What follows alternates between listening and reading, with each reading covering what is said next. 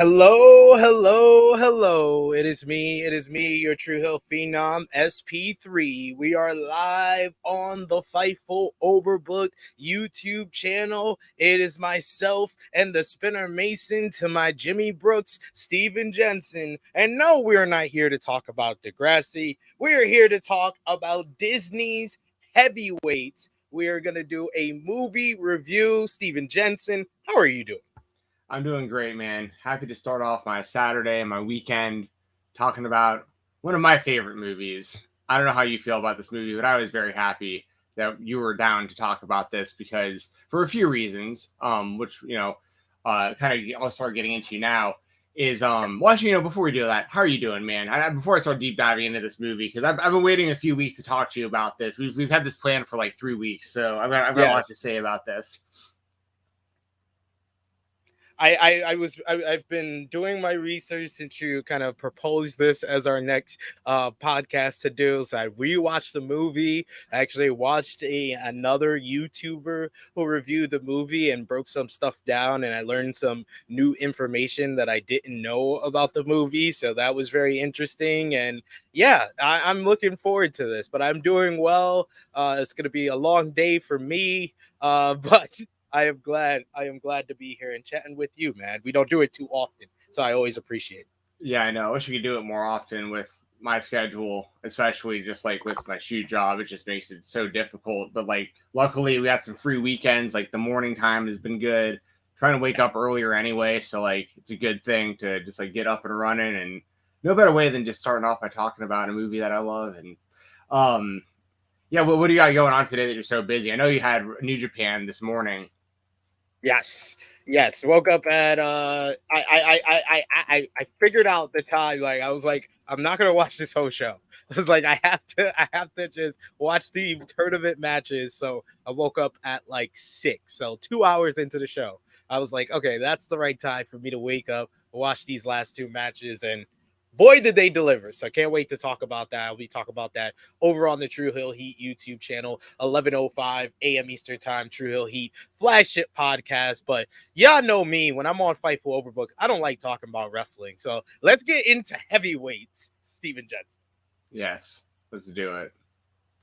So, for right off the bat, and excuse me, you may have watched the same. I watched some YouTube videos as well, and that's kind of what started this deep dive for me. Was I came across some video that had come out probably like within a day or so of when I messaged you, and because I've loved this movie. Like it's interesting. I remember seeing this movie in theaters when it came out. I remember being a little kid, and I remember not liking it.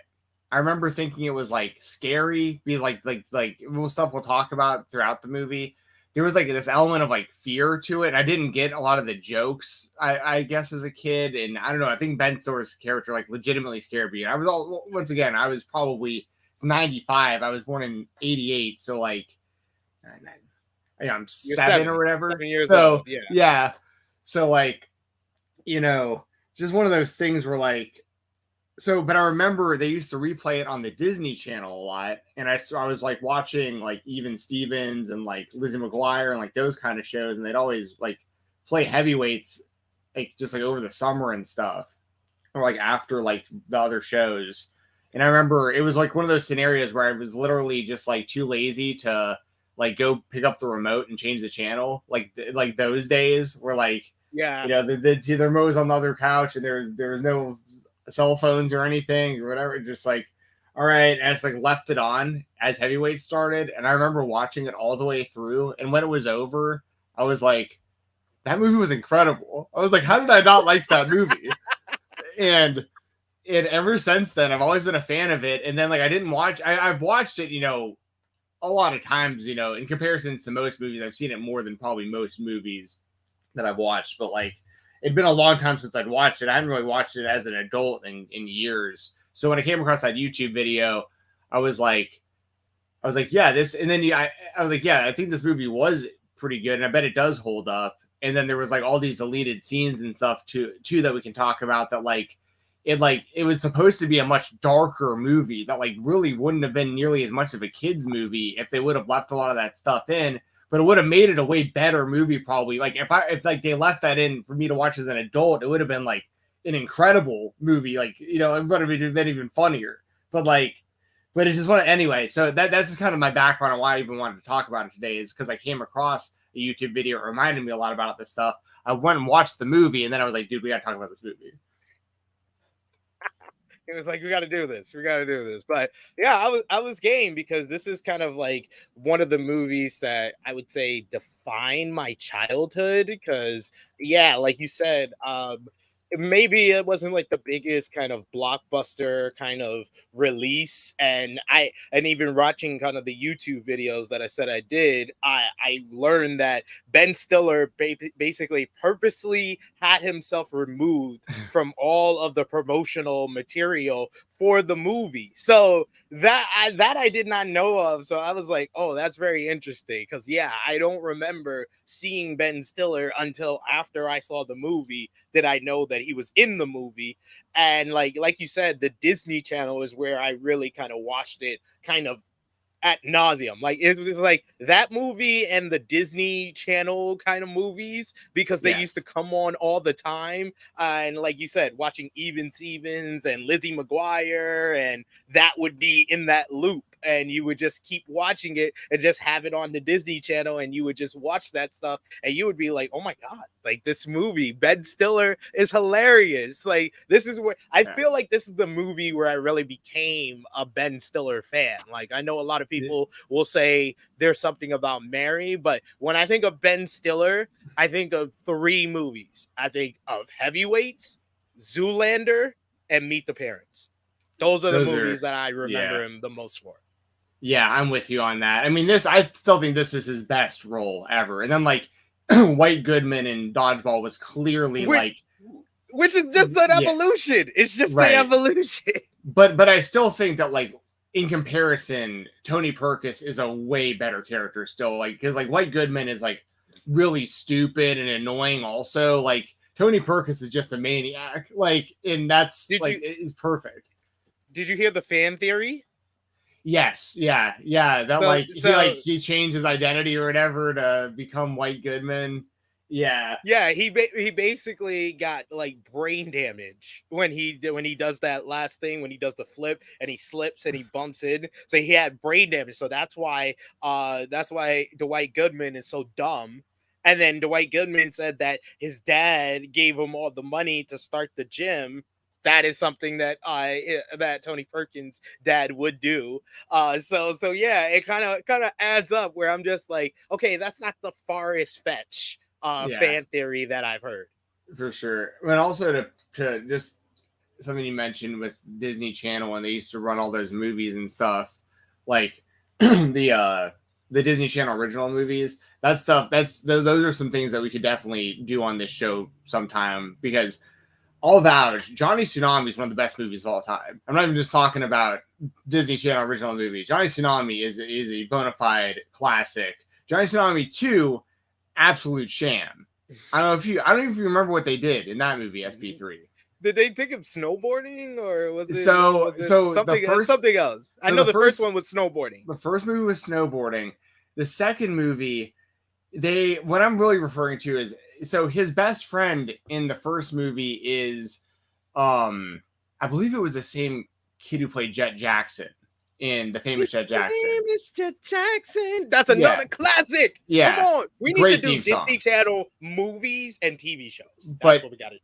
What they did, and I don't know if it would take too much time to find this, because I don't know how like if Google would like pull it up fast or not because of how old this is. But like in the first movie, they replaced his friend in the second movie with a totally different guy. Like they recast him, and he looks nothing like the guy from the first movie. It was like it ruined it immediately for me. I was like, wait a second, like they're trying to pass this off like the same character.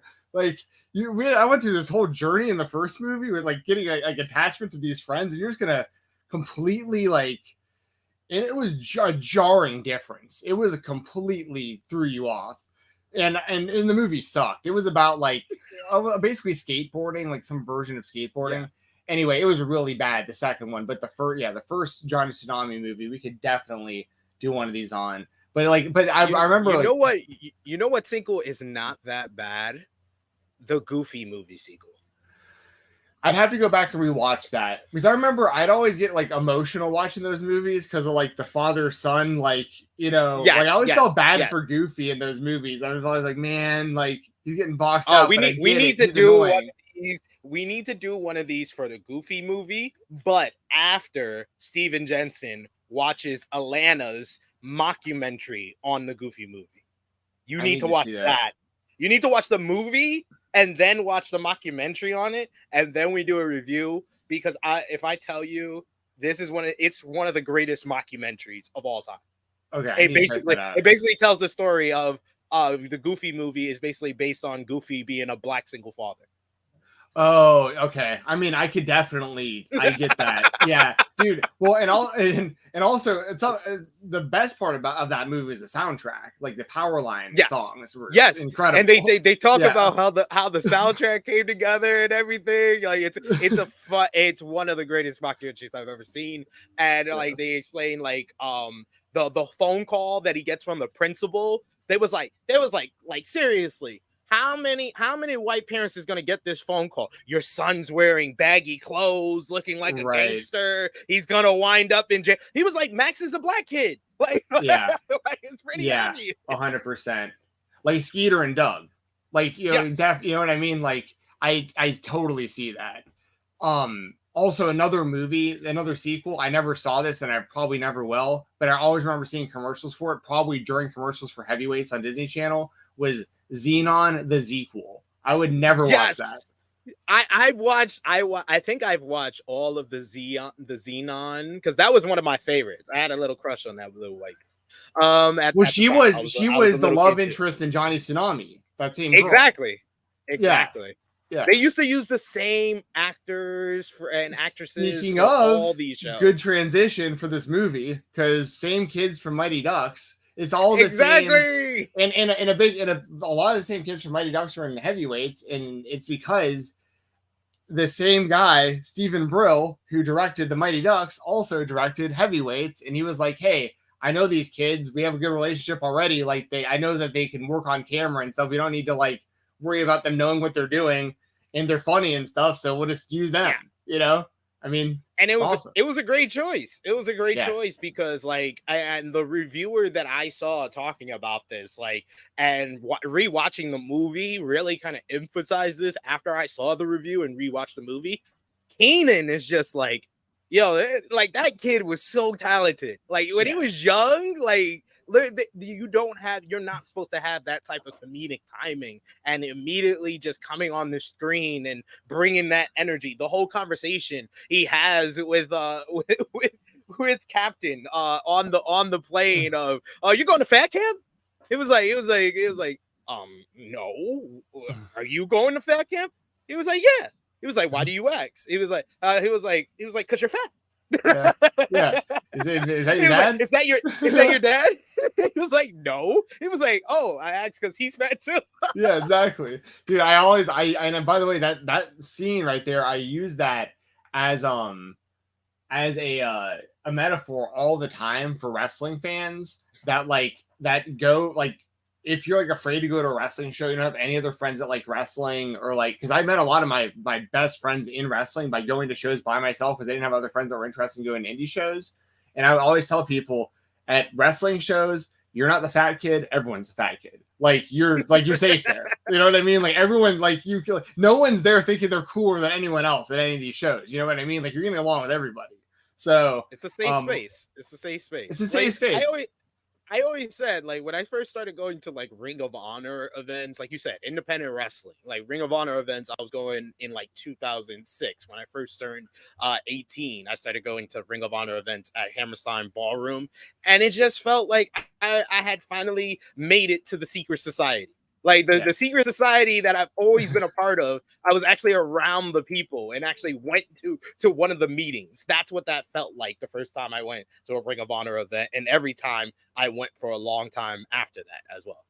It's dope. Secret Society. Shout out. Are You Afraid of the Dark? It's another classic. You know it. Dude, we can go all day about the 90s, man. But yeah, so more about this movie, I guess. Like, But yeah, I mean that's a great that. So basically, kind of a breakdown of kind of what's going on in this movie for people who might not know or not be as familiar is basically Jerry, the main character of this movie, the little kid on the far on SP if you were SP3, his right arm, yeah, right there. I'm pointing down at him. There you go, Jerry. He's the main character of the movie. Which I don't call. I've never called him Jerry. After watching this movie, I've never called him Jerry. I literally always call him Captain. Well, he gets on that name pretty early on in the movie. Basically, the idea behind this movie is that this kid is fat, and like you immediately find out what he's all about because like dogs are barking at him. He's like chugging entire like jugs of lemonade. He can't throw a baseball over a fence. So like they establish like he's unathletic. He's like unlikable. He misses his bus home from the last day of school immediately. Like all this happens because he has to walk home. And he can't throw a ball over a fence. Yeah, he can't throw a ball over a fence, but he can drink a whole gallon of lemonade in one sitting. Yes, exactly. So, you know, double-edged sword here, like you know, a balance of life. And so this kid gets home and he finds out there's like this guy who's there who also is Mr. Sir in Holes, which is also one of my favorite movies of all time. That I love Holes. Yes. I love Holes. They just had an anniversary where Zero and Shia LaBeouf like got together with like the cast and stuff. It's on YouTube. It just came out like this past month. It's incredible. I love Holes. Such a good movie. Anyways, so basically this kid gets home from the last day of school. His parents show him this VHS like infomercial of a camp that looks really cool, and he's like starting to get into it. And like the dad's kind of like nodding at the guy who bought the tape, like, all right, it looks like he's in. It's working. And then it's working.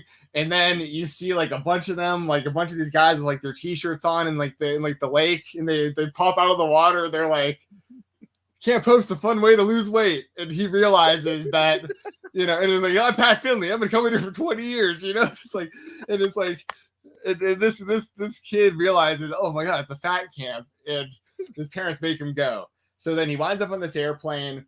He gets given, they used to, for like Delta and stuff, they used to give you like these little pins. Yes. They might still do it. And they gave Jerry a little pin with little captain's wings on it. And, that's when Keenan comes up, whose name in the movie is not Russ Tyler. I was about to say that. You literally stopped me as I was about to say. Oh, Russ. I know. Roy. That makes sense. He's always the R character. I think it was Roy, right? Or was that because Josh is Goldberg's character? I'm double checking the names here. I always love when they don't have the kids first. You should have the kids first because they're the stars of this movie. Yes, exactly. Roy.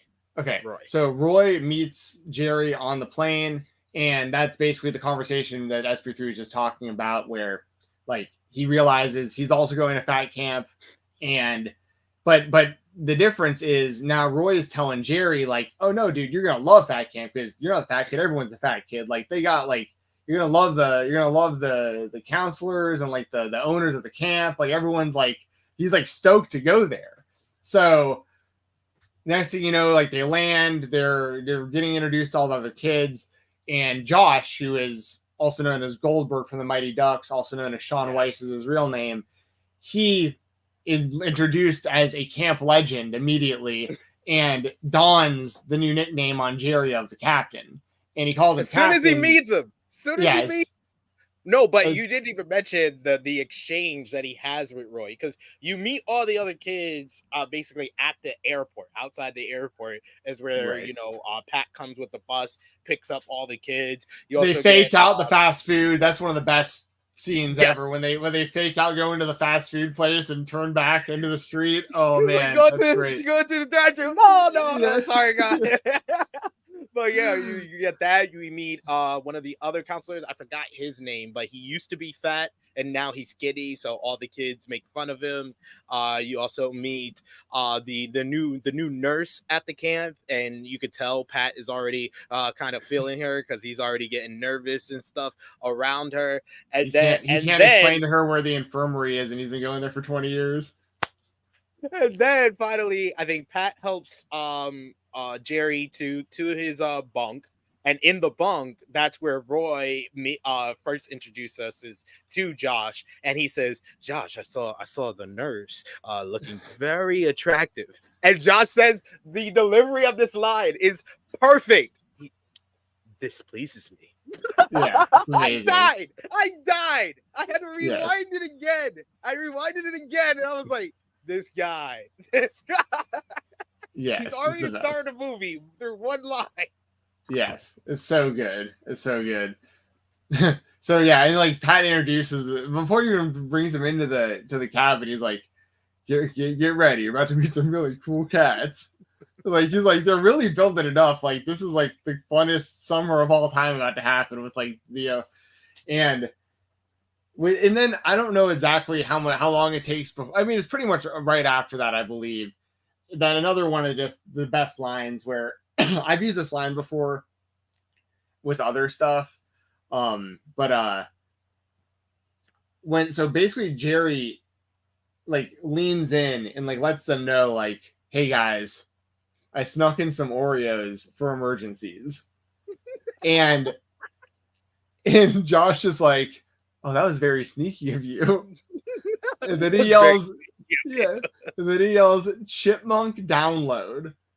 And they're just scenes of these kids just like pulling salamis off their backs and like covered in chocolate and just taking piles and piles of candy and just like throwing them in hidden cupboards and like pulling like the bedposts off in the bed. They got stuff under the bed. Oh my god, it's so good. They just unload. And Jerry thought like, oh man, I'm gonna save the day here for the whole summer. I brought in some Oreos in case we get a little bit hungry, because he's coming into this thinking like this is a weight loss camp, like yeah. And everyone else has been there, and they're like, dude, this is a party. Like this is for all the fat kids to like have a good time. So. I mean, so it's immediately they've established this is going to be the best summer ever. And then I don't know if you want to add anything to that or just go into like what happens next, because that's pretty much when they get introduced to like the camp owner and like get set up for like what the summer is going to be. Yeah, so this is where everything is still going good. It's still looking like the funnest summer ever. It's still looking good. One part about the chipmunk download scene is I believe it's Christopher. He has the back salami, the salami to his back, and asks Jerry to pull it off of his back. Oh man, it's so many good stuff. There's so many good scenes in that one kind of montage of them unloading all the candy. Yeah. So, hey, new guy, come and get these salamis off my back. They really hurt. It's so funny. You guys are smuggling in all this candy. So then I think what happens next, you have to correct me because like I don't have the like a full breakdown in front of me, but then I'm pretty sure like they go and they go to like the mess hall or the dining room or whatever. And well, first they do because you do get Jerry one time doing the blob. They do a montage thing. They show him doing the blob, the blob, which is the big kind of like air, like the big pillow thing where you jump and you bounce up and bounce into the water. So that's pretty cool. But yes, wouldn't last too long. And then then we get to the mess hall, which I didn't mention is like, you know, a big selling point for him for this camp on the video that he watched for like the preview of it was the blob and the go-karts. Mm-hmm. He was like really into being able to do those things. So, and I had a blob at my summer camp also. That was pretty cool. Like but yeah, the idea of it, like SP3 said, someone just jumps off something really high onto one end of it, and then someone else just flies off the other end. And it usually the funness level usually depends on how big the person is that's jumping off and launching you, like to how high they can launch you up. But so anyway, they wind up in the in the mess hall. I always call it a mess hall, I guess. And they does anyone else call it that? Has you've heard that before? Mess hall? No, I've heard that before. Okay. I've That's what I think watched we all called these it summer for camp movies and TV shows. yeah. And they're all sitting there, and the kids are all like hyping up the Bushkin family, the people who own the camp, who are Ben Stiller's like real life parents. And they're like, you're gonna love these people. Like last year, like they got us go-karts or whatever, or the blob, now we're here, they're getting us I can't remember what the rumor was. Jet skis, I think was the rumor. Yeah, it was jet skis. They're like, oh, they're gonna get jet. So they're sitting there thinking like, oh, we're getting jet skis. And they come out, and the dad of Tony Perkis, Tony Perkis Senior or whatever. No, they're not related. Sorry, I'm getting confused because they're related in real life. So the Bushkin, Mr. Bushkin, he is Papa Bush. They all come out and they just hi a chant, like they're all into it. They love it. But he starts immediately breaking down. Yeah, almost he gets immediately. He gets on the microphone, and basically the short of it is, don't let other people sign your checks.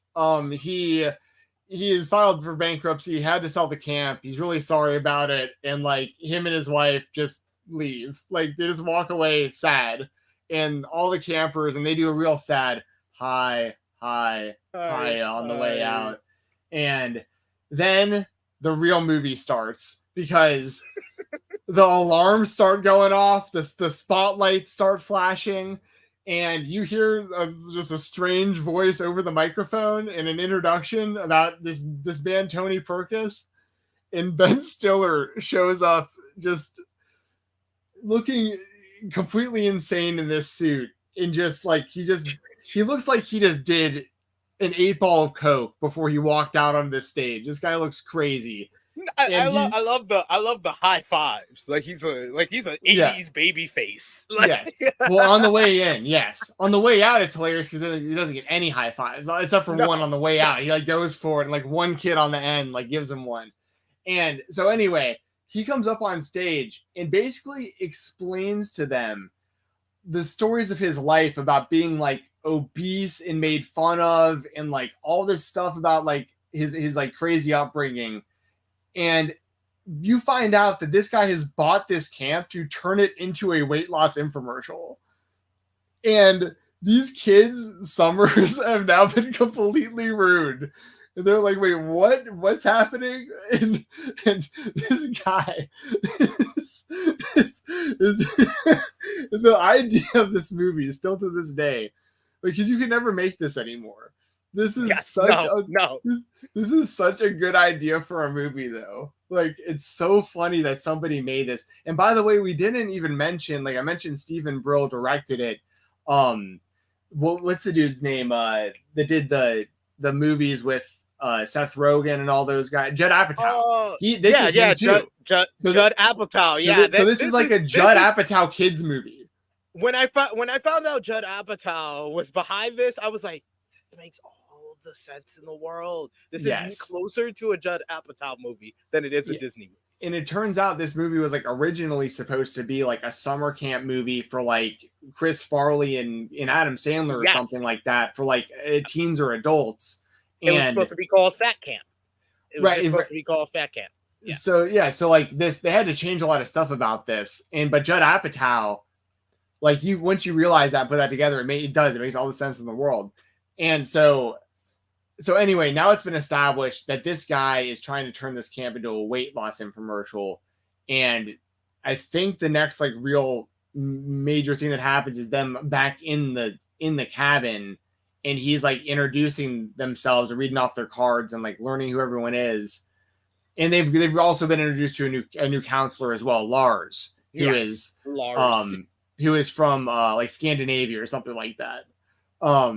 And he's like a Chad. He's just like a total like and he's bodybuilder looking guy. He's basically taking over as like the counselor for the chipmunk bunk now. Yes, from Pat. Yes. Pat's bag, throws it at him and everything. And then at this point, when we go into the chipmunk bunk, is it at this point that they take the candy, or no? It's a little bit while longer, right? A I think little it's bit. pretty. Well, I think it's pretty much pretty. I was gonna kind of group all that in here if it wasn't all together, Yeah. because basically, like so.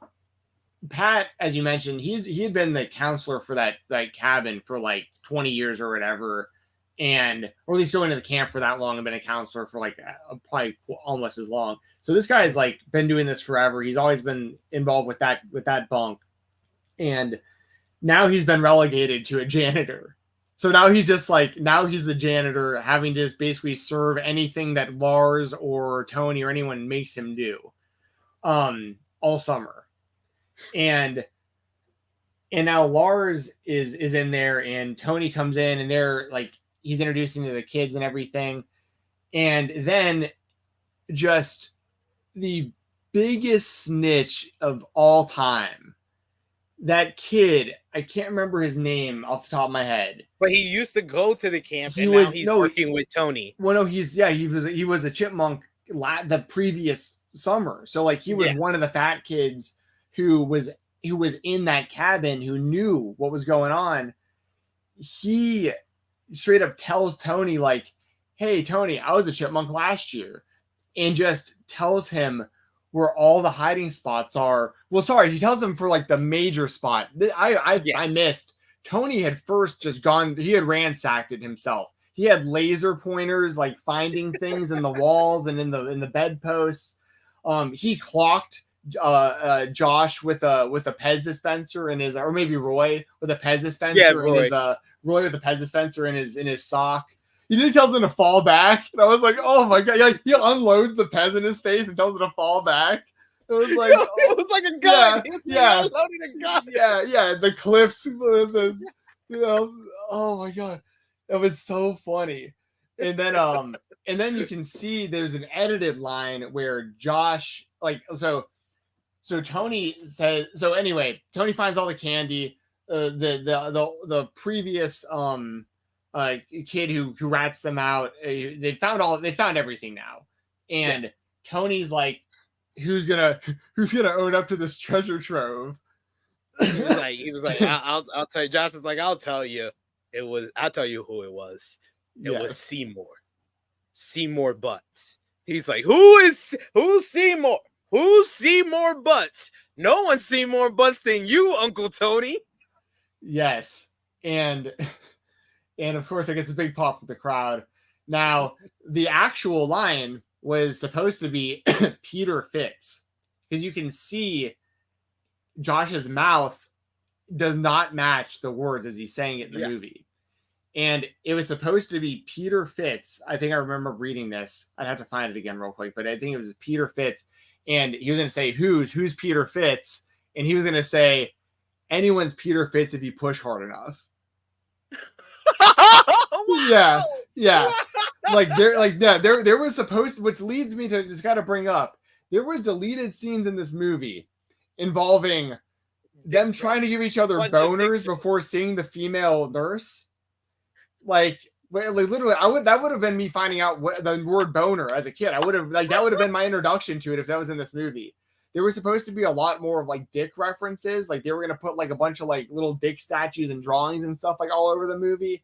Like there was scenes where Tony Perkis was like in front of fires and like threatening the kids and stuff, like way worse than like what you were.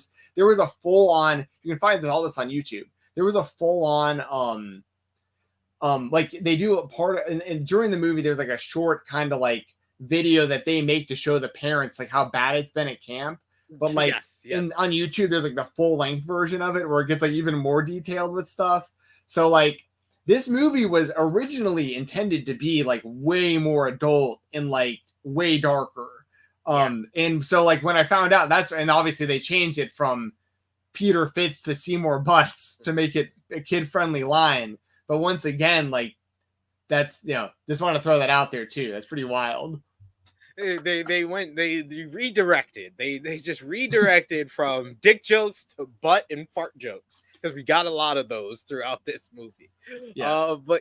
But yeah, that's when we start with like the exercise when Tony is basically being like Richard Simmons and doing the back and forth with the kids, and they're all falling down. So yeah, this is when they start getting through the paces, basically. Yes, yes. So I'm trying to think of what happens to, because I don't know at what point they also establish like Tony basically pretty much like right off the bat, him and his team, like they destroy the blob with a spear, they Yeah. destroy the go-karts, like they They ruin take camp. all the candy out, and then after that exchange with Josh, we didn't mention this. We get a whole thing where everybody's laughing, and then it stops on Josh, and then literally does the fade to white, and then we come back the next morning. Josh's bed is empty. We get Josh Bearbound is not with us anymore. Like it literally sounded like you. I was in the reviewer I watched. He was like, "This is probably the most morbid moment of the entire movie." Yes, and I remember as a kid being terrified. I was like, they killed the kid. I was like, this is a movie where like these kids are going to get killed off by this camp. Like what? I didn't understand what I was about to be watching. Because this movie took a hard turn. Like it was like a fun fat kid summer camp movie, like a little like you know what I mean. It was like it sounded like a good time, and then I was like, wait, what just happened to that one? What just happened to that kid? They just did what? They killed somebody. What? Yeah, they just killed this kid. So yeah, so that's all, you know, so they're already freaked out by what's going on. Like Josh is missing.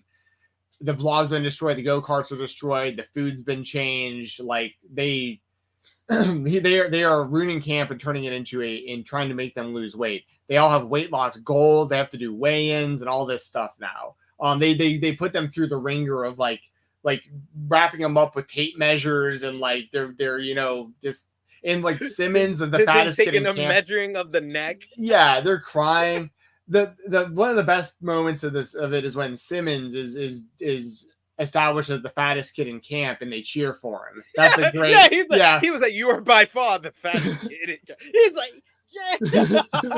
They're all like giving it up for him. So they all have to do weigh-ins, and they find out who the fattest kid is, and so this is all great stuff. And you also find out that like part of like what's going to have to happen during the summer is that Tony has also set up these like events against Team MVP, which is the jock camp from across the lake that comes around and like vandalizes their camp, and like just drives by in like a boat with like a megaphone telling them they suck, and like, you know, like that kind of stuff. So so basically it's now completely established that like Tony Perkis is not their friend. He is just trying to get them to lose weight, and he is ruining all of their fun. And also throughout this, because I got to mention a lot of this kind of at once, because it like, you're like, yeah, you know, but like you also find out that like throughout this process, like there, well, actually, I can save some of this for a little bit later. They're writing home, like trying to get help too, and like nothing's happening, or they're calling home too. Shortly after the softball game with Camp MVP, that's when we get the montage of Jerry writing a letter home, and you see all the bunch of stuff that they're doing, getting rid of the go-karts, the measuring of kids' necks. We get Jerry trying to tell his dad what's going on, and his dad's not listening to him. He's like, "No, we send you to fat camp to lose weight, and when you're fat too, shut up." That's why Jerry told you you're fat too. Yes. But yeah, and then they talk about missing Josh, like, oh, we miss our friend Josh, we don't know where he's at. So this is like a very somber moment of the movie. Yes. Yeah, and they're all, and like they're also like I remember there's a scene where Jerry calls his dad, and he's trying to explain what's going on, and Jerry's dad's like, I didn't send you to a fun camp. I sent you to lose weight. Yeah. Yeah. I didn't send you to go-kart camp. Is like what he tells him, I think. Yes. I didn't send you to go-kart camp. I sent you to fat camp. And also, so like, I don't know how much I'm skipping around, but they also like, they make these kids to humiliate them. They make them do this dance with the all-girls camp, and it's like super awkward, and like they're both, they're both standing on, opposite sides of the dance floor the whole time, and it's working. Like the guys are getting humiliated. The one girl who comes over to say anything to them just asks where the bathroom is, and just like they all point, at the same time. And the Pat and the nurse are watching. It was like, oh, that's brutal. That's Yeah, brutal. which And then leads. Oh yeah, the good. skinny counselor who just decides I'm going to be the one who dances out on the floor. The skinny counselor, we'll just call him Jeremy because he Tim, I reminded me think. I of think his name is Jeremy. Tim. We'll call him Jeremy because he reminded me of Jeremy. So Tim Jeremy gets on the floor. He starts dancing. The nurse is into it and likes that he's kind of trying to get things going here. So Pat, he uses that as motivation to get on the dance floor. Then she gets on the dance floor, and then they inspire all the kids to get on the dance floor, which leads to the girls coming onto the dance floor, and they're dancing with them. You get even one of the fat kids who start making out with one of the girls. Yeah. And Tony is not liking any of this. This turned around right in his face. He's not feeling this. So he basically shuts the whole dance down. Pat gets in his face and basically confronts him on like basically trying to embarrass the kids when that shouldn't be the point. Like if you want them to lose weight, then lose weight. And then Tony basically puts Pat in his place, talking about how you're fat, you've been here all this time, you're a loser, and all this stuff, basically making Pat sad. And it's Jerry who actually has to be the counselor for the counselor and picks Pat's spirits up. But Pat winds up doing the same for Jerry. So I like their relationship. Their relationship was one of the better ones in the movie. Yeah, for sure. Because like, basically, right as the dance is going well, Tony shuts it down, and then they kind of console one another, like Pat and Jerry, and Jerry's like talking about how he was really looking forward to the go-karts because he's slow and the go-karts are fast, and he wanted to do that. So Jerry gets in a go-kart, and Pat like pushes him around, and Jerry loves it, and Pat's exhausted, and I think that's what kind of like all that led into the hike, right? Is that what? Yes. Yeah. Basically, that leads to the kids coming up with a plan to bring down Tony, which is with the hike. He plans this deadly hike, and the kids basically have this secret plan, which didn't really feel like it was that well planned out, but it wound up working in the long run. Yeah. So basically, Tony takes him on like this super long, like impossible hike, and throughout it is like, giving them a bunch of just giving them tips about life and nature and all this stuff. And yeah, these kids are plotting, and like they're having a really really rough time doing this, and eventually, like Tony, like they're like trying to get out of having to continue to do it, and Tony like does this stunt where he like jumps from like like the peak of like a cliff onto like a tree branch. Yeah. And he's doing like a pull up kind of thing onto it, and he's like talking about like making the kids having to do that kind of stuff, and they're like, this guy's gonna kill us. This guy's gonna straight up kill us. And the counselors are back in camp trying to figure out what to do. Like Pat and the nurse are like trying to find out if there's any way that like they could bring this guy down, or get like police to come out and like check out what's going on or something. And but they was like they need proof, so they tried to go to the cameraman to get proof of that. And the cameraman is Grandma's boy, the guy that always hangs out with Adam Sandler in all his movies. So this is pre Adam Sandler picking him up and making him a part of his crew. Yes, and I will say on record that Grandma's Boy is one of my top 3 favorite movies ever. Like that's I know, so far up there. I love that movie. Yeah, he's Alex in Grandma's Boy. I reference that movie all the time. But yeah, that's so he's the cameraman. He's like the main cameraman for Tony, who's been filming the infomercial. Also, I got to mention throughout this too, they're all like Tony, some incredible lines. Like he would get on the microphone throughout the day and say things like, "Today's evaluation day. The keyword there is value. Do you have any? Not yet." That's a great line. Lunch has been canceled due to lack of hustle. Deal with it. that's like he's like these things that he would say to these kids and like the way he would punish them was so funny.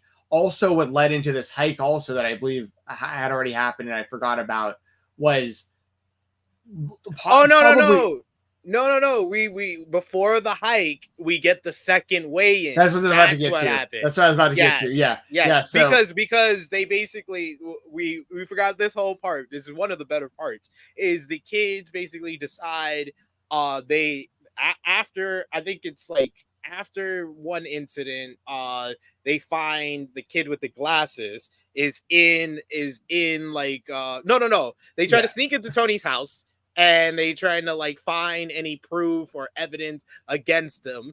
And then Tony is like going out on a run, so he comes back, so they have to rush out. But then they find out that he's been keeping all their letters home is like the main thing there. And so, like Tony's been not letting their like he's been opening all their letters home and reading what these kids have been saying about him at the camp and not getting it to their parents. Not sending it. He's like, fuck all that. So they try to sneak in, they find that, but then they have to sneak out. Christopher farts in Jerry's face. The kids run behind trees. Nicholas farts in Jerry's face. Then they basically escape and they're at this bathroom and they find the kid with the glasses is in the stall and he's eating a cheeseburger. So they asked him, like, how did you get that? He was like, all right, I'll tell you, but we got to keep it a secret. And it's basically the kid that was the snitch is really a mole. He's a mole. No. I knew a kid like this in high school. I'm not going to say his name, and he's probably still doing this BS, but I remember this kid. I should say his name. I'm not going to, though. This guy's a snitch. This guy, and everyone knows he's a snitch. There was this guy, I'm just going to say his first name was Jason, that he was a kid in high school, and I think he was doing it in college too, who was selling weed himself, but going out and telling cops about other people who were doing it. And like, he was snitching out his own competition constantly. And then people found, but it took a while before people found out. And then like, but once people did, like he did wind up in trouble. I'll just put it that way. But like, I'll never, anyway, that just reminded me. But anyway, this kid in this movie is just like that. He went in there and told Tony where all the candy was. So these kids were going to be dependent on only him getting them the fast food. And so he knocked out his own competition. And so that same kid is the one going out and buying them snacks and fast food and selling it to them. No, he's smart. We thought he was just being a snitch. He's being a businessman, ladies and gentlemen. He was being a businessman. That is smart. Hey, I watch Power. I watch Sopranos. That's how the drug game works. Sometimes you gotta take out your competition in the most slimy ways. And that's what this kid did. I appreciate the hustle and the business, but he's getting food. He's buying food outside, putting it in this little oak thing for the kids, and they just come put their money in. Even Pat's doing it. He's getting food at the same time. And then we do the second weigh-in where everybody has gained weight to the point that I think it's Josh gets on the scale. He says, get on the scale, get off the scale. That's one of the best lines in movie history is literally him within half a second. All right, look. So what's happening here is, and I'll bring this guy on too. So what's happening is basically Tim. So basically, this scene winds up being Tony can't shoot the infomercial because it keeps like they're all gaining weight. They're going up one by one. They have gained more weight than when they weighed in originally. So Tony's getting pissed off. And he's sitting there like talking to himself. Like it's not your fault. It's their fault. Like he's going nuts. He's going nuts. These kids are cheating. These kids are destroyers. These kids are destroyers and they're cheaters. It's their fault. It's their fault. It's your fault. and he's going nuts and he just can't shoot this thing. And he's trying to like stay upbeat. So eventually he's like, all right, we're gonna shoot again. All right, let's go. You got this, Tony. All right, Josh Birnbaum, get on the scale, son. Get off the scale. And then he is immediately. He gives him a high five. Yeah, he gives him a high five. Get on the scale. Then he goes, get off the scale. Get on the scale, son. Cut the cameras. Get off the scale. Cut the cameras. Yeah, cut the cameras. So anyway, all of this has built up to this hike that they have to go on as a gigantic punishment. Jeremy, would you like to add to that's where we're at right now in the review for heavyweights? Is they're on the hike. Gotcha. I've not seen this movie in 2 years. I watched it actually because you guys, I think, were tweeting about it, or we were all like tweeting about it. I was like, oh, I got to rewatch this thing. No, I came on to the buddy system. I don't. You guys are part of the buddy. That's why buddy. That's legitimately still just like sticks with me. Like buddy. Where's your buddy at? Oh, so good. And have you noticed in that scene that Josh is by himself and he's just like doing this? Yeah. He's just like, you know what? He's not, hey, buddy. He's like, she's like, are you keeping an eye on the kids? Like, yeah, we have the buddy system. Like, this works. Yes, Lars. He's awesome. Lars is fantastic. It's overall just a fantastic movie. No, I'm not gonna stay here long. I'm very tired. We had a buddy system. Oh boy, we had a buddy system with our kid's birthday party last night. So nice.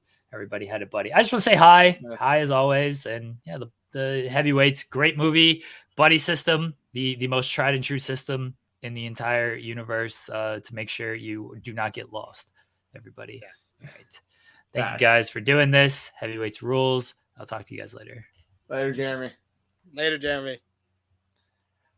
Nice run in there. Yes. Buddy! You didn't even notice I called him Tim. Oh, that's funny. Yes, Tim. Who, by the way, Tim gets bullied throughout the summer by the campers because of losing the weight. Like they insult him with like weight loss jokes. So Tony has now like basically he's made it to where these kids are terrified of him. He hates these kids. He's ruining his infomercial. They're ruining his infomercial. He's trying to punish them. He's doing these stunts on swinging off of cliffs, off tree branches, and so these kids come up with a plan where they convince Tony that they're trying to determine if it's possible or not to do a push-up, or sorry, a sit-up. If you can't see or hear. Although they can definitely hear. They never cover their ears during this, which I thought was kind of strange. But the idea is they're going to blindfolded sit-up. Is a blindfolded sit-up possible? And Tony is perfectly ready to, myth bust this. And so he puts the blindfold on, lays on his back, goes for the sit-up. And they take the blindfold off, and Josh, who's been let back into camp at this point because he has lawyer parents who were going to sue if not. And Josh is just bare ass waiting for Tony's face, pretty much ass to face right there. Tony yells, "You disgust me," and like gives him like a judo chop to the back of the knees. Double judo chop to the back of the knees, which is as Josh is like pulling his pants up. That's a good one. So now, I learned that. I want to use that on somebody one day. One day I'm going to use that on somebody and be like, heavyweights, thank you. Yes. And we'll see that in the UFC one day. Imagine you see that in the UFC. Oh man, it'd be like Tony Perkins, help me. Hell yeah, Perkis system. But yeah, so now Tony's pissed because he's been like ass to face, and so he's chasing after Josh, and they've set up this trap. So Tony winds up falling through this like pile of leaves into this big, pit that they've dug. Yeah, and now is also where, as a kid, I start getting really scared because Jerry gets back to camp. He's talking to Pat and the nurse, and I wish I remember the nurse's name, but I'm like drawing a blank on her name. There's like 3 different names I want to say, and I feel like all of them are going to be wrong. But they're still trying to come up with they're still working on the getting Tony thing. Yeah. And Jerry's like, hey, we came up with a plan of our own. And like, he brings them and they're like thinking, oh, that's so cute. Yeah, you're helping out with us. Oh, you're going to help. And they've captured Tony Perkis and put him behind an electric fence and like are guarding him. The password is Yankee Doodles, which they take very seriously. Everyone has to say the password. You have to say the password. Like, Sims is not letting you buy if you don't say that password. No. He's the fattest kid in camp. You're not going to get around him. Nope. So, yeah, so they've captured Tony now, and now they want to like turn camp back into like fun. Like they want to reclaim their camp now, basically, is the idea. And yeah, so Tony's captured. They got to figure out what to do. I mean, Pat's originally going to release him, and then Tony talks shit. Yeah, Tony insults him to the point where Pat leaves him in there.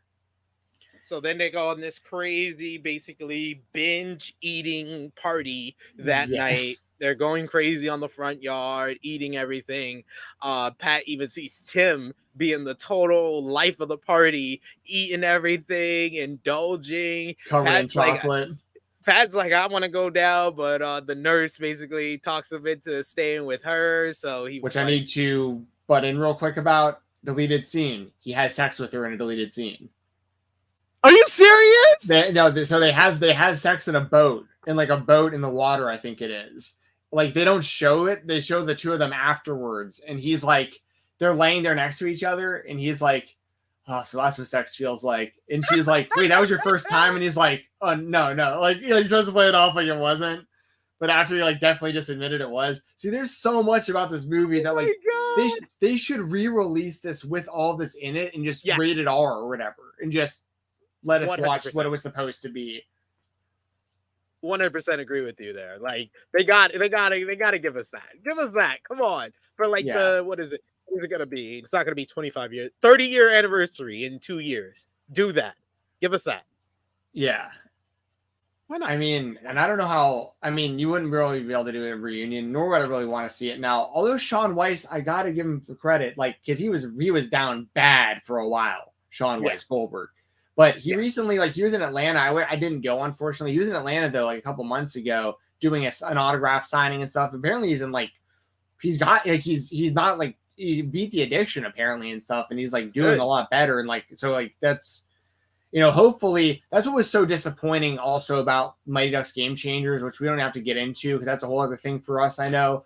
But the fact that they couldn't involve these kids, enough of them, like, it ruined a lot of what it should have been. But anyway, so yes. So anyway, Pat, you don't need to see it in the movie, but Pat loses his virginity to this nurse during the movie. So, Julie's her name. Disappointing that we didn't get to see that scene. That scene would have put a loop on everything there. But yes, after that, basically Pat gives them an inspirational speech talking about like we could still focus on things and get better at things even without Tony. So they start to turn the camp around where they're focusing on losing weight, but they're still having some fun. So then that leads to parents weekend where the counselors are also on the kids' side now too, because they've like tied them to trees and like basically forced them into. So everyone's against Tony. Yes, because they put honey on Lars, and it was like, oh yeah, there's bears out here. Yeah, and then like a little deer is licking him, like when they come back and he's screaming. Yeah, he comes back, he's screaming as soon as they walk away, and then it's just a deer. It's just a deer licking at him. And this is a good point too. Knowing that Pat got laid during the Sunday party or whatever, why he was leading the whole group. The confidence. See, that's a super good point there. That really is. That comment's a really good point because I like you still understand why Pat wants to turn things around for the kids just based on the story they tell in the movie, but that added layer of confidence. Like that would have been way more understood if you would have known, like, oh, this dude just lost his virginity to like this woman he has a crush on. Like like Pat's like turning a big corner right now himself. Like this makes a lot of sense. So that's a really good point. Yeah.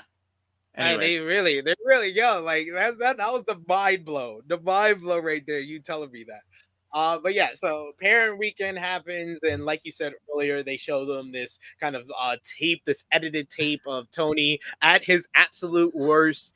Meanwhile, while all of that is happening, Nicholas has been given the duty of watching Tony, and goes about as well as you would think it would go. As soon as you saw Nicholas, I was like, Tony about to break free. Even at 7, I was like, I said that to myself. I was like, Tony about to break free. And Nicholas ain't about to keep him in there. Convinces Nicholas to come to him by offering him some chocolate or something. Well, and then he tricks him. He had a meal that like Oh they yeah, had served him like a baked potato or something. So he made Yeah. the aluminum foil into a Hershey Kiss. Yeah. So he goes to get it, and then he grabs him up. Just holds it up for him in his palm.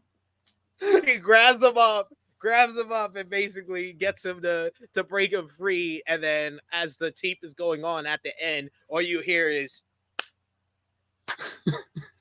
and he's sitting up top on this window that is like at least 10 feet in the air. Well, also in this video that these parents have just watched, as you mentioned, it's Tony like being a psychopath, but it's also like video of them like finding like wildlife and like chasing after a cow with like weapons. Like they're showing like their desperation and how like starved they're being and stuff. These parents are like, they've come around on the kids finally, where they're like, this has been miserable for them. So now this is their introduction to this psychopath. Is this guy is up on the windows clapping from above. So yes, continue. So he basically comes down, he does this whole freaking monologue about like how he's making things better. Nicholas comes and is trying to tell us that he broke free. Like, obviously we kind of see that now. And he says like, something to him. He's like, you little rat. Yeah. He's like, you little cream puff. I oughta. And then he's like, I'm just stronger than you. I'm more powerful than you. He breaks glass on the floor and he's walking on the glass, on the broken glass, like barefoot broken glass. Like Jerry's trying to stand up to him and he's just doing the whole monologue, doing a barefoot glass. Then Jerry's dad stands up and is trying to defend Jerry and be there for Jerry, and actually I think punches Tony, but Tony no-sells it. As soon as Jerry's dad's like telling him, see, that's how you do it with the bully. Yeah. Give him the Mongolian chop, the double chop. Oh my god! Gave him he watches a Roshi Tenzan. He was like Mongolian chop. Facts. Tenzan fan. He's a Tenzan fan. He was like Mongolian chop. And then awesome. Jerry's dad falls, and then it's not nobody. It's nobody. It's not Pat. It's not Tim. It's nobody in this movie that is the reason for taking out Tony. It's Tony being cocky after he Mongolian chopped Jerry, doing backflips and slips, and that's the end of him. He slips and he slides head first into a wall, and just that's it. His own hubris and overconfidence of celebrating after he won. He had the W in his hand. That's like being at the 1 yard line and starting to dance for a touchdown, and then you get tackled. That's what Tony did. Yeah, it's 100% right. One other thing I forgot to mention that was hilarious was that I almost made like the thumbnail of this video, but like I couldn't get a good enough like picture of it. But the when they sneak into Tony's cabin and they find the picture of them with their faces edited onto skinny kids. Is this me? It's so funny. Like some of the stuff they did in this movie was so funny. So like, but yeah, you're right. Like no one winds up even taking down Tony throughout this entire thing. I mean, I guess it's implied that eventually, like, because of like the money he owed, like the camera guys and that kind of stuff, like eventually he would have, but who knows what he would have done to the kids, like until then. Yes, exactly. So he gets taken away, and then like it's basically they got to figure out Tony Perkis Sr., the lighting fixture king or whatever, comes and he's like gonna close down camp with all the parents and the counselors there and stuff, and they're like, they all want to stay and they actually want to lose some weight and like have fun for the rest of the summer, and they just have to like leave it to who's going to be in charge, and everyone else has been there for like a couple summers, and Pat's been there for like 20 years, and the dad and Perkis Senior is like, "What are you doing with your life?" And gives him the keys. And so Pat's going to take over for the summer. They're going to try to lose some weight, and they're going to try to compete against Camp MVP in the Apache Relay. Yes, and we get like a quick little montage of the rest of the summer before the Apache Relay, and that's really the only thing left from this movie. Where I feel like the kind of the highlights of the Apache Relay is Nicholas being smarter than everyone and just making the freaking camp, the other camp, just look like the biggest dumbasses who couldn't figure out who the vice presidents of the United States. And he's from England. He's from England. How did he know that? Which also didn't mention this. Another hilarious at the beginning of the movie when Tony Perkis is doing his introduction speech to everybody. He's up there and he says, "I'm looking around. I see the future face of a Fortune 500 company." And he points at Jerry and he says, "I see the next president of the United States." And he points at Nicholas and they're like, "He's from England. I see a famous rap artist." Rappers, yeah. And he points at Keenan, or like looks at Keenan, and I died. I was like, this is so, you could just not make this movie anymore. Like, you just couldn't. It's like in Mighty Ducks, like it's the same kind of thing with the Oreo line. It was funny when we were kids. That's still funny. It's hilarious. You just couldn't do it anymore. But it like those lines, like, and that's also why Ben Stiller's really smart. I've heard him recently. People will bring up like his movies and want to talk about some of his like controversial roles because he's played a lot of controversial roles in controversial movies and stuff. And he says the same thing about everything. He says, "I don't comment on the movies I've been in." Just straight up, I don't comment on the movies I've been in. Like, y'all can interpret it however you want to. At the time, it was funny. The times have changed. Things have changed. We do things different. But like, it just was what it was. Some of this stuff was just funny. And like, and at the end of the day, like Tony Perkis couldn't, like, he took himself down, total moron, never was established as a good person throughout the entire thing. And then basically we get to the Apache Relay at the end of the thing. And like you said, it's like Nicholas is smarter than everybody. They all have kind of like their little skills and talents. The MVP kids are super dumb. They think one of them thinks Cher was a president of the United States. And it all winds up really coming down to the go-kart race between and then also they show some of the skills, like Josh does the, like, because they showed him shaving camp, so he's doing the balloon shave. So he does it with the face and everything. Yes. So they do all of these so they do show kind of some of the skills and personality traits from the kids in the movie in the relay, like, so it all kind of comes together, which was cool. And then basically, and of course, Jerry is the go-kart race, and he's versing the other kid who cheats a little bit. And Jerry, I guess, and the Camp Hope guys knew that they would cheat, so they had like a little safe valve for them. So they put on the boosters at the end when they get cheated, and that's how they're able to win. Yes. So, and then Pat makes out with the nurse, and they celebrate the win. That's base. And they give back the trophy to the camp MVP by tossing it into the river, and they actually go after it. Yes, they throw it into the river, and camp MVP is super salty about it. And yes, Jerry, everything comes full circle. Jerry, the captain, even though it's kind of strange and super unrealistic, this whole movie is obviously that they. In the relay, they start the go-kart race at the same exact time when, like, it just wound up being the exact, it timed out perfect to be a perfect even race. But then, like you said, Jerry winds up flying like a captain, and he flies over the bad guy from Team MVP to get the win. And yeah, they basically, they say that it was the best. Jerry tells Pat it was the best summer of his life, and they all celebrate. And yeah, Camp Hope was a great summer for the kids after all. They took down the evil Tony Perkis. Great movie. And yeah, I don't think there's anything else I could really add to that other than I think it absolutely still holds up. It's still a great movie. I think as an adult, if you went back and watched it right now, if you haven't seen it in a long time, you legitimately enjoy it. I watched it like a week ago and I thought it was great. I watched it about a week and a half ago, and I thought it was still very great. And like I said, Josh was great. Josh was probably my favorite character out of everybody. And then Tony is right up there as well. But yeah, just between Tony, Josh, Lars, there were some really good characters in this movie. Yes, absolutely. Tony would be my favorite character in the movie, I think. But like the kids, like without those kids, it wouldn't have like it couldn't have been just Tony or just the kids. Like it was a combination of, and it was the right kids too. And I also had the attachment to those kids from like the Mighty Ducks movies and stuff also. So like it was the perfect combination for me as like a Disney 90s movie as a kid.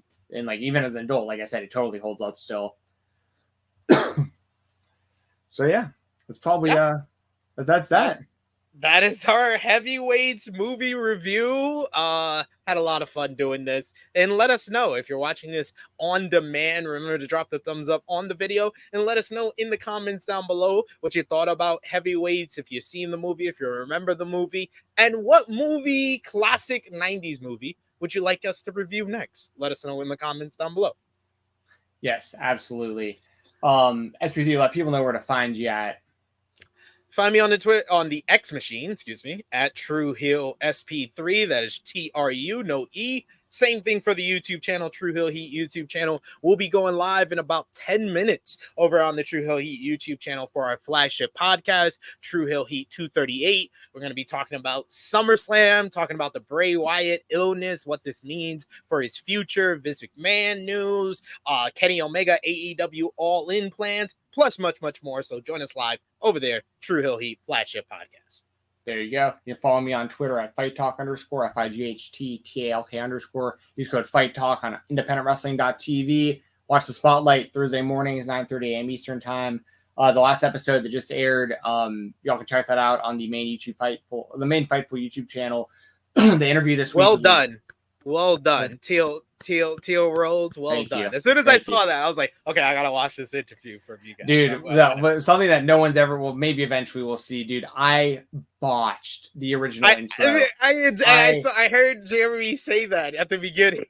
I couldn't believe, because I've done so many of these interviews and I've never done that before. And of course, she was the one. And it wasn't that I didn't botch her, it was just like I said Dusty Rhodes when I meant to say Cody Rhodes, and something that was super important to the introduction. And after I said it, I didn't realize it until like after Teal had said something back. And then Jeremy was like, Jensen, did you realize what you just said? And I was like, no. And he was like, you said this. And I was like, all right, well, we got to start this over. I was like, we never had to start an interview over before, but like, I can't believe I just did that. So anyways, yeah, that was awful. Love it. But the interview went great, and Teal is a sweetheart. She was super, super nice and super cool. So yes, if y'all want to see the interview, I had Teal Rhodes on, or me and Jeremy actually had Teal Rhodes on the show. If you want to check out that interview, she talks about Rhodes to the Top. She talks about the new Cody Rhodes documentary on Peacock. She talks about Cody lies and a whole bunch of stuff. So it was a good interview, about a half hour long. This upcoming week, we're gonna have he's called the Black Italian Stallion. His name's Joe. He's a boxer who's going to be competing for the heavyweight title in Barstool's Rough and Rowdy this upcoming like next weekend, and he'll be on with our buddy Jameson Ryan, Jack Jameson, who is in Ring of Honor. They're one guy's a boxer, one guy's a wrestler. Jameson's been on the show a bunch. They're going to come on together. That'll be this week. Then the following week, we have a pre-recorded interview already ready to show y'all from Adam Priest, who's the Action Wrestling Champion. So got stuff lined up for y'all all month already for the Spotlight. I'm taking a vacation later this month, so I'm very much looking forward to that. And yeah, see y'all later. We'll be back doing this at some point again on Fightful Overbooked sometime probably next month. Until next time, have a good one. Have a good weekend. Subscribe to Fightful Select. Listen to the Weekender. It'll be on tomorrow. Fightful Select Weekender podcast.